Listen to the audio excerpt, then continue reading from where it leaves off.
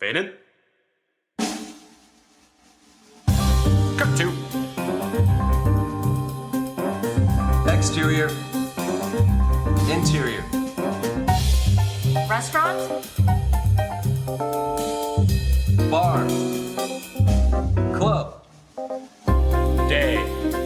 Night. Action. Good morning, everyone. We are winding down 2021. These episodes on Restaurant Fiction are getting bigger and better. I'm not going to lie that today's guest is a wowzer. It's a holy guacamole. I mean, holy mother of Moses. We have none other than Kira Snyder, who is a writer, producer, co-showrunner of the upcoming HBO show Demimonde. She has written Pacific Rim 2. Yeah, that awesome movie. Alphas, Eureka, The 100, and today she is going to be talking about her show, the show that she is a part of, The Handmaid's Tale. Oh, what are you listening to? Who am I? I forgot. Well, guess what? This is Restaurant Fiction, the podcast that reviews every fictional restaurant, bar, and club in TV and film. I am your host. My name is Monis Rose. Now, The Handmaid's Tale, well, guess what? It really doesn't technically have a one restaurant, a said bar or coffee shop, but food is so prevalent in the world of the Gilead. Yeah, that's right. That Margaret Atwood's world that has now, it is the world on Hulu, this amazing, amazing Emmy award-winning show. Well, food is so prevalent. And so guess what? Restaurant Fiction had to go inside the Gilead, had to review the food, and had to chat with Kira Snyder, one of the writers, one of the execs on the show. Okay, enough. Here is our review of the food inside the Gilead and our fireside chat, our one-on-one with Kira Snyder. Go. Guys, gals, monsters, big feet, dinosaurs, aliens from the 12th, 1000th dimension out there. Restaurant Fiction, we usually like to have some fun with the food that we review in the restaurants we go to. But, sometimes there are those times where we have to put on that journalistic hat, that journalistic cap.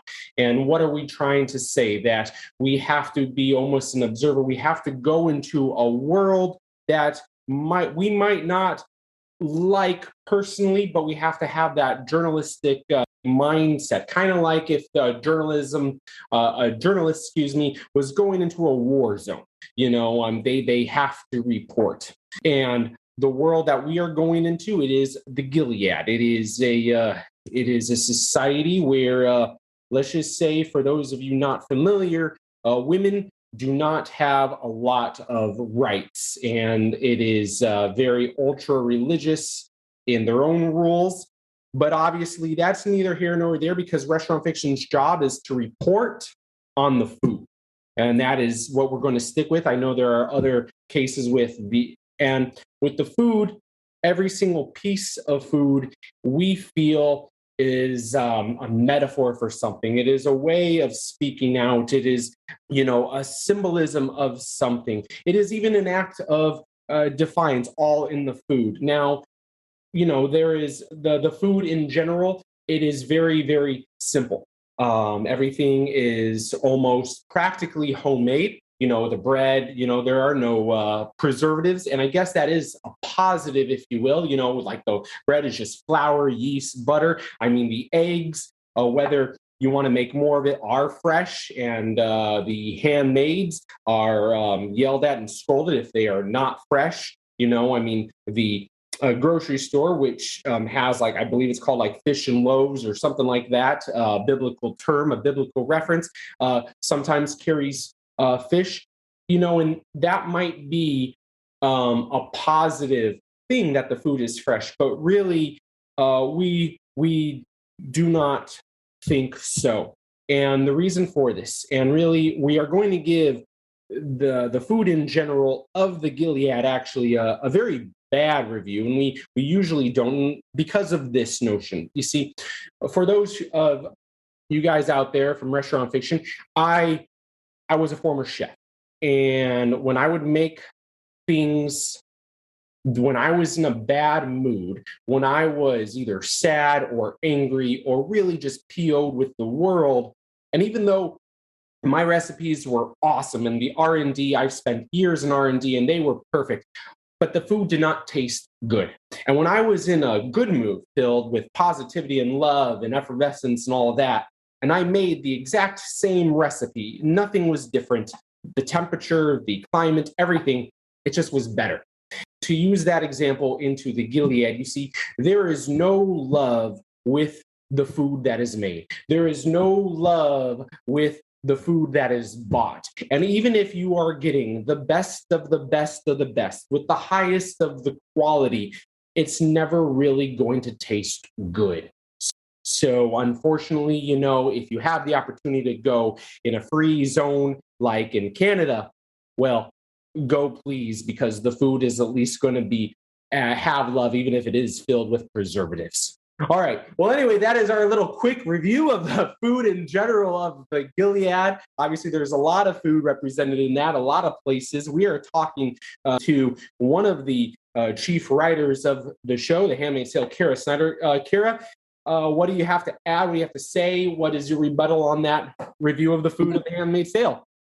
I don't have much to rebut because I think you make an excellent point. I mean, I'd actually not really thought about it in the way that you phrased it, but I think you put it beautifully. There is no love in the way that food is grown, prepared, shopped for in Gilead. Food food plays lots of roles, as is in our world. It plays lots of roles in The Handmaid's Tale, but chiefly it's a means to reinforce structure and control. And that doesn't sound like a recipe for a lovely, light, delicious meal. So even though on the good column, it's a very short column for the powers that be in Gilead, it's a very short plus column, they have cleaned up the environment, right? So they everything is clean and healthy. Free range everything except for the people. People are not free range. So all the ingredients are great and they really dive into the wholesomeness of the food they have to prepare. But as you say, it's harvested by an enslaved population and we never really showed them on screen, but we had talked about these colonies, these scary colonies that exist. There are chemical colonies cleaning things up, but there's also farming colonies, harvesting the food. It's gathered in an enslaved circumstance. It's shopped for by the handmaids, as you pointed out. That's one of their treats is they get to go out with a shopping partner and go to this supermarket, which is creepy as all get out because there's music and the store's shelves are filled, but there's no words because women are not allowed to read. So on the show, the production design team had to put a lot of thought into those labels. If you ever see one of those cans close up, they have all the information you would need about what's in there and how much is in there. Numbers are okay, but there's no words on them. So this place that feels kind of normal at first glance is, again, very oppressive and very structured. And then the Marthas, another enslaved population, they're the ones who prepare the food. My mom and my dad, but my mom in particular is a really great cook, really great baker. So I grew up with like fresh bread growing, being made in the house and that amazing smell of fresh bread. And it came from, as you pointed out earlier, it came from a space of love and nourishment. And then these poor women, these poor Marthas, they are making bread because that's what the power structure decides is wholesome and good for you. And yeah, there's no love to be found in any bite. So yeah, I can't rebut very much. I think you're spot on the money in your review. Speaking of all the food scenes in The Handmaid's Tale, what is your favorite food scene? There are so many that I really, really love, but my favorite scene is one that kind of points up just kind of the structure and the control aspect that I was talking about. So it's a scene in most recent season 4, which is all available now on Hulu. And it's an episode 4 called Milk. And there's a character named Rita, who is one of these Marthas. She's the one that we actually see her in the very first episode making the bread that I talked about. That's not by choice. She is enslaved to this family. In season 4, though, she has gotten to freedom. She's in Canada. And she's having trouble kind of separating herself from this Gilead life that she's had. She's kind of struggling with that. So she kind of falls into habits. We see her at the beginning of the episode making bread for a guest because she's still kind of very trapped in that mindset. And at the end of the episode, this is my favorite scene, she's kind of gone through, kind of stood up for herself and had a moment of a confrontation with the two people who were basically her owners back in Gilead because they're now in prison in Canada. At the end of the episode, It's this beautiful little wordless episode. She sits down at her kitchen table and she opens up some sushi, takeout sushi, and a Diet Coke. And she just eats this meal with this lovely smile on her face, a meal that someone else prepared. And she is just she's enjoying her food for probably the first time in a very, very long time. So, and going off, so kind of like with one of the first episodes that you wrote in the first season, Jezebel. And for those who are not familiar with this particular episode, obviously, we're still introducing Offred into this world. We're introducing the audience into this world. And Offred, the character, is going outside of her house. She is getting dressed up and she's going almost into this sophisticated whorehouse. Basically, it is where all of the commanders get to take off that and be even sleazier than sleazy. And it's almost like this very risque, naughty, eyes wide shut grossness. But anyway, besides that, you have Offred drinking. You pick her, like she drinks a Manhattan. Like she is asked, she is given one of a choice. And she's like, and she just chooses a Manhattan. What does a Manhattan say about Offred, especially then what we know about her? It's such an interesting kind of moment and scene that you picked up, because it is one of the very, very few times that we see people in Gilead, anyone in Gilead, at kind of like a restaurant or a bar. Basically, that kind of doesn't really exist so much in the world. We see it a little bit later on when the Waterfords, the couple that own Offred, that are keeping her captive, and Rita as well. When they go to Washington, D.C., there's kind of a place for the elites. But basically, people eat at home. They don't go out. So the idea of going out is a weird kind of flashback to a pre-Gilead world. In this particular place, Jezebel, which you point out very accurately, it's a brothel for the commanders, where yet more women are enslaved there as sex workers. It's kind of a fantasy. In our version of Gilead, it's not really a teetotaling place. Like, people can drink at home. The men, of course, have more license to do things. But we see even the wives having champagne at one of the birth scenes. But the commanders, they can have their scotches, they can have their whatever. And so this is a little bit of an extension of that. So it's a fantasy where they can have cocktails, and I don't think we actually showed in that scene, but in earlier versions there was like a restaurant and they can have a big steak dinner, and it's just a chance to indulge all the senses, and then the women there in particular. So for Offred, and so Handmaid, because their whole reason for being is to get pregnant, are never allowed any alcohol at all. So it's a little naughty for him to offer, hey, do you want to drink? And they're breaking so many rules and going to this place. It's very illegal for handmaids to be at this place. He's basically smuggled her in. And so because it's a fantasy, none of these women want to be there. None of these women are interested in these men, but they have to pretend because it means their lives, right? And so Offred is very keenly aware that she has to play along with the fantasy that the commander that has brought her there wants for that evening with them. So she plays along. She's kind of flirty. It's not because she's really into him. It's because she's kind of like, playing this role to protect her life. And part of that is playing the fiction of ordering a drink at the bar. So I chose Manhattan personally. Well, firstly, because it's one of my favorite drinks. I love a good Manhattan. And also because it's set to the point earlier when we were talking about Rita, it feels like from the before times, it speaks of urbanity and sophistication. She didn't get something like, she didn't get like a really froofy drink or like a terrible, Jello shot or some kind of like terrible shooter. Like it's a classic cocktail, right? So it's something that I think June, which is Offred's real name. I think June liked Manhattans in the before time. So it's partially playing along with a fantasy, partially her she definitely needs a drink in that moment because she's scared half out of her wits. And also because, like I said, I enjoy a good Manhattan of an evening. There are obviously happy food related moments. And usually, those happier times is when it's a nice flashback. So when we get to see June and Luke meeting, they meet over hot dogs. It's a more fun time. What is, that food for you that brings you back to the halcyon days, like that just brings that smile on your face? Yeah, I sort of thinking about things like the kind of the flashback food. I think about the food that I had in my house growing up. It's everything from the comfort food, like when I'm having a rough day, like a grilled cheese sandwich, like that was one of my dad's specialties that kind of puts me right back in my happy place. but also just, so I grew up in a Navy family. My dad is a retired naval officer. So we lived all over the world. And so I really credit my parents, both of whom are definitely foodies, lifelong, for an appreciation for global cuisine starting at a very, very young age. So, I think about favorite childhood meals. It's not just things like grilled cheese and burgers, which are obviously classic. We lived in the Philippines for a while. So I remember a favorite childhood meal would be like lumpia and pancit and pork adobo. That's before I stopped eating meat. I don't know if you can make adobo out of tofu, maybe. That meal in particular definitely takes me back to being a kid and being with my family.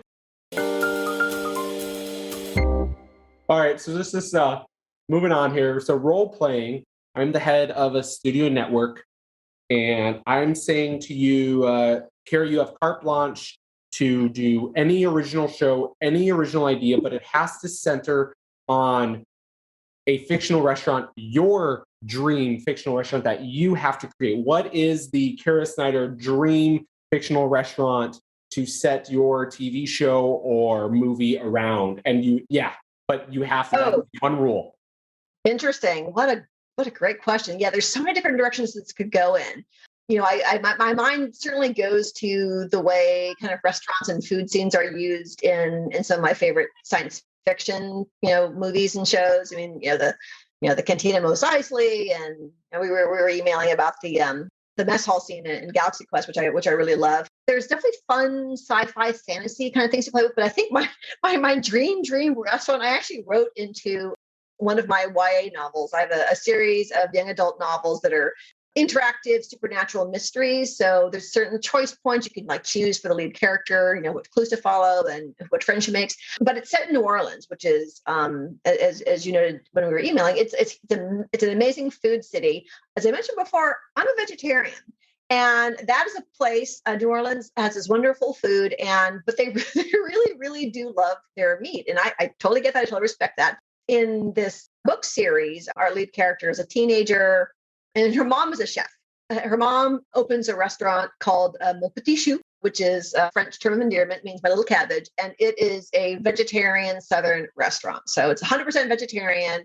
And so in this book, I just got to make up and adapt all these recipes that I've never actually been able to have, because all that wonderful food, so much of it is reliant on its, the amazing sausage, the amazing seafood. With the carte blanche, knowing that there's a whole universe I would love to explore, I think just personally, just because I would want to wish it into existence, this vegetarian Southern New Orleans restaurant, Mon Petit Chou, that would be my dream. Are you, now obviously it's YA, but for the adults that explore this restaurant, are there going to be hurricanes, Sazeracs, Manhattans, Minjula? 100%. Yes. Hurricanes, two curries.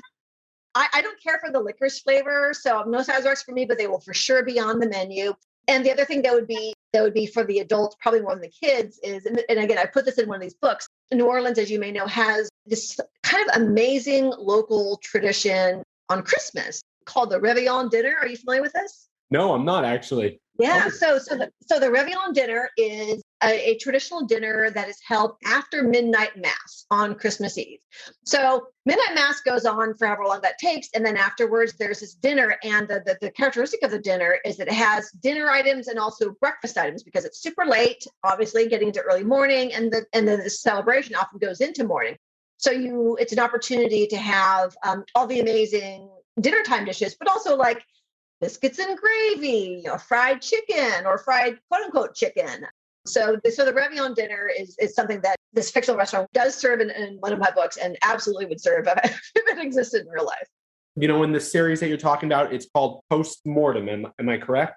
The series? The Postmortem is the title of one of the books. So the first book in the series is called Dead Letter Office. The series is called the Parish Mail series. There's three in the books. They're all kind of holiday themed. Dead Letter Office is Halloween themed. Postmortem is the second one that is kind of Thanksgiving, homecoming weekend themed. And then there's one called Season's Greetings, which is a novella, and that's a Christmas themed one. And that's where the Réveillon dinner makes its appearance.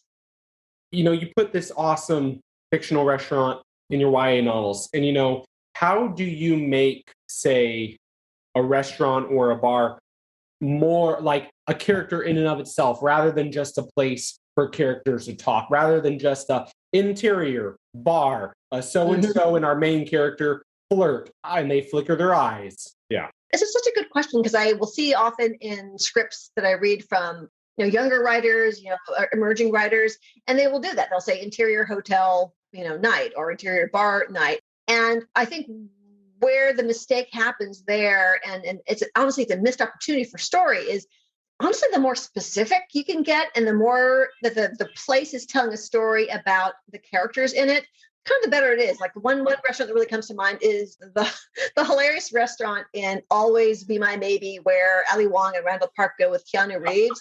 It's this crazy, like pretentious place, and like Keanu Reeves gets to hear a recording of the meat that he's eating before it died, and it's so hilarious and over the top, like super duper modernist cuisine. So it says so much about all those characters and how they enter this. And so that specific thing, like that could have easily been like interior restaurant night, but like because that whole movie is very much about food and she's a chef. But I think in any other context, that specificity is like, it really, really helps. It really helps make it grounded. So there's a big difference between, a hotel bar. Like my husband and I, we're big fans of hotel bars, and LA has, just an amazing collection of hotel bars. Between that and like a neighborhood dive that has peanut shells on the floor. Like these are really, really different places. Different types of people go there.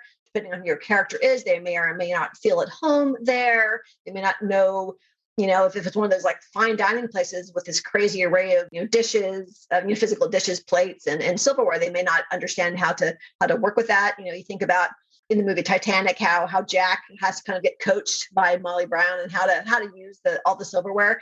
All these choices are really specific. So I really try to do that in my own writing. It's like find. Like with Mon Petit Chou, find something specific and gets to character and location about when you're doing a restaurant or a bar, because generic just isn't really interesting. Generic really, it ends up being kind of bland, and just taking the time to like either put it in the slug line or put it in the description, make a clear choice, whether it's based on something like that and like from your own life that might be appropriate for this character, or something kind of fantastical and made up.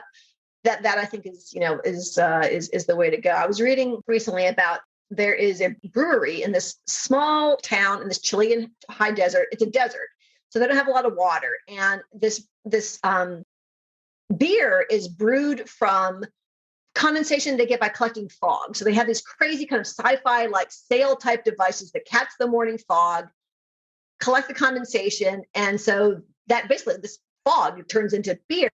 And like, oh, that's so cool. Like, I can't wait to find something to use that in, because it's a cool detail of like, it's not just any brewery, it's not just any bar, the people that live there and work that way. It's so specific and, located in that world. I just find that fascinating. Whoa. And so say like, okay, let's role play with these. So say we were incorporating that into a sci-fi world, then maybe the fog would be spirits of some sort, kind of like in Scotland, or in, that when they're distilling the scotch in the barrels, it almost the scotch disintegrates, and they say that's like the angel's share, kind of like the angels take it. Yeah. Totally. Yeah, I think that's fascinating. It could just be like a cool detail of like a desert planet, like you think about all the amazing desert planets in the Star Wars universe, and that could be a thing that happens there. Or just to kind of riff off what you were suggesting, if it's like almost more like a horror movie or a thriller movie, it's like people are acting strange in this small town, or people live forever in this small town, and you find out it's because it's the mists that are collected on these particular moors or whatnot. So you mentioned Galaxy Quest, you mentioned Mos Eisley, Cantina, which are different planets. So obviously you not just write sci-fi, you are a sci-fi aficionado. From your old blog from hell, you even loved the Sci-Fi Network when it was actually spelled, SCI space FI, not just, SIFI, SYFY as it is now. But no, anyway, I mean, from your opinion, as just a science fiction expert, we're going to call you that, Kira, how important is, the food in science fiction? Just because, like for us, we've reviewed the dinner table in Aliens. We first see in the first John Hurt Alien movie, the alien popping out of the chest is on the dinner table. It's around everyone. Obvious, Galaxy Quest. It's one of the most comedic and memorable scenes when Alan Rickman has to eat the goo and all of that. Or in Mos Eisley Cantina, we hear the Benny Goodman jazz with all of the assassins right here in this black and white area. It's the most colorful scene of the first Star Wars. Yeah, how important is the food in science fiction? Yeah, I think food, it's this great literally in this in the case of sci-fi, it's this great universal thing, right? We all have to eat. Like we as creatures, there are certainly some creatures that maybe don't, but it's so relatable. I mean, if we're human beings, we're watching this, this TV show, this movie, we have to eat, and sort of seeing how and where and under what circumstance people consume food or creatures consume food or prepare food in these other worlds. It's just really relatable, like part of the reason that scene in Alien is so horrifying and shocking is that it comes at a very kind of collegial, low-key time, like, hey, they went through something weird, everyone's fine, this guy's doing great now, they're enjoying their spaghetti, I think it is, they're eating, and it's so shocking because it is a moment of safety and relaxation and camaraderie, and then this horrible thing happens. So it takes something that's familiar and it takes it in this dramatic and scary direction. And then in Galaxy Quest, it's really relatable because it's, everyone has to eat. And the fact they've picked specific dishes for, what they think the specific actual histories of these characters, actually the actors are, it also just speaks to everyone has something different. Young Laredo has like a burger and fries, which is kind of a child's meal, which is what that character was. Of course, now he's an adult. So that specificity, including the I can't remember the name of the goo or the worms that Elmer has to eat. So just thinking about the world you're in and what kind of just realistically, what would happen, what would be there, what would live there, what's the environment, how would you cook if you live in a world that doesn't have like wood, for instance, maybe your stove doesn't burn wood, maybe it burns a certain kind of rock, or maybe there's some kind of like laser situation. So specificity, I feel like I'm using that word a lot, but I think that really is the key to making something grounded and also in a weird way universal. Like when you make those really specific choices, it ends up being more relatable than if you had kind of just written something kind of broad or generic, I find. Kira, thank you. Thank you so much for everyone who wants to know more about Kira and what she is doing, what her thoughts are. Well, guess what? She is very prevalent on the Twitterverse, the Twitter universe. You can look for her at Sugar Jones, SugarJonze. That's on Twitter. If you want to visually watch her writing, well, guess what? You can rent, buy, stream Pacific Rim 2 and all of her TV episodes from The Handmaid's Tale. We mentioned Jezebel, which was an episode that she personally wrote. She was a writer on The 100, Alphas, Eureka, and the upcoming J.J. Abrams produced HBO. I believe it's either HBO or HBO Max. I really don't know. I think they're all the same. Well, anyway, it's a show on that called Demamonde. I don't know when it's going to be released. I don't know when it's filming, but it's there, and it's going to be in your TVs, on your TVs, pretty darn soon. Anyway, this is the second to the last episode of 2021. We got even a bigger bang coming up. My name is Monis Rose. You know where to find me. You know how to stream me. All Restaurant Fiction, all different streaming platforms, Audible, Spotify, iTunes, Google Play, iHeartRadio. You know where. And as always, keep it real, keep it fresh, and keep it on the flip side. Cut to Interior. Restaurant?